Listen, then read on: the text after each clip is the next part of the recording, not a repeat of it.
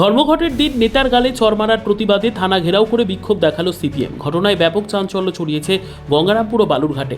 একাধিক ইস্যুতে চলতি মাসের 9 তারিখে রাজ্য জুড়ে সাধারণ ধর্মঘটের ডাক দিয়েছিল বাম শ্রমিক সংগঠন। ধর্মঘট সফল করতে সিপিএম নেতা কর্মীরা ওই রাস্তায় নামে।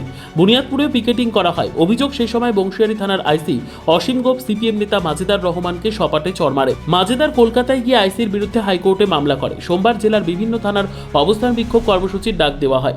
বিকেল হতে সিপিএম নেতা কর্মীরা দলীয় কর্মীকে চড় মারার প্রতিবাদে গঙ্গারামপুর ও বালুরঘাটে ধিক্কার মিছিল বের করে। মিছিলটি গঙ্গারামপুর ও বালুরঘাটে বিভিন্ন এলাকা পরিক্রমা করে থানার সামনে গিয়ে হাজির হয়। সেখানে বিক্ষোভে ফেটে পড়েন সিপিএম নেতা কর্মীরা। বিক্ষোভ কর্মসূচি চলার মাঝে সিপিএম এর প্রতিনিধিরা আইসির সঙ্গে দেখা করে স্মারকলিপি তুলে দেন।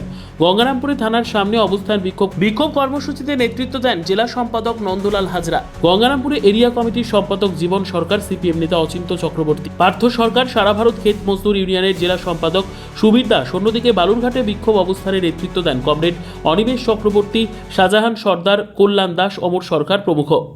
কেন্দ্রীয় সরকারের শ্রমকোড সহ বিভিন্ন শ্রমবিরোধী আইন যাতে প্রণয়ন না হয় সেই দাবিতে আমরা গত 9 জুলাই গোটা দেশব্যাপী কেন্দ্রীয় ট্রেড ইউনিয়ন সহ এবং ফেডারেশন সমূহের আহ্বানে আমরা বন্ধ রেখেছিলাম। এই বন্ধে আমাদের গোটা রাজ্যের মানুষ, সেই সঙ্গে গোটা জেলার মানুষ এবং গঙ্গারামপুরের মানুষ, সর্বস্তরের ব্যবসায়ীরা তারা ব্যাপকভাবে আমাদের এই বন্ধে সাড়া দিয়েছেন এবং বন্ধ সাকসেসফুল হয়েছে। কিন্তু আমরা দুঃখের সঙ্গে লক্ষ্য করলাম আমাদের গোটা রাজ্য জুড়ে, সেই সঙ্গে আমাদের জেলাতে, সেই সঙ্গে আমাদের গঙ্গারামপুরে রাজ্য সরকারের পুলিশ তারা অতি সক্রিয়তা দেখালেন এবং তারা এই ধর্মঘট ভাঙার জন্য তৃণমূলের দলদাস হিসাবে তারা গোটা রাজ্য জুড়ে এবং গঙ্গারামপুরে তারা ন্যক্কারজনক ঘটনা বিভিন্ন জায়গাতে ঘটিয়ে গেলেন। তার উদাহরণস্বরূপ বংশিয়ারিতে আমাদের একজন পার্টি কমরেড, সেখানকার এরিয়া কমিটির সদস্য কমরেড মাজেদার রহমান, তাকে সপাটে গালে চড় মারলেন।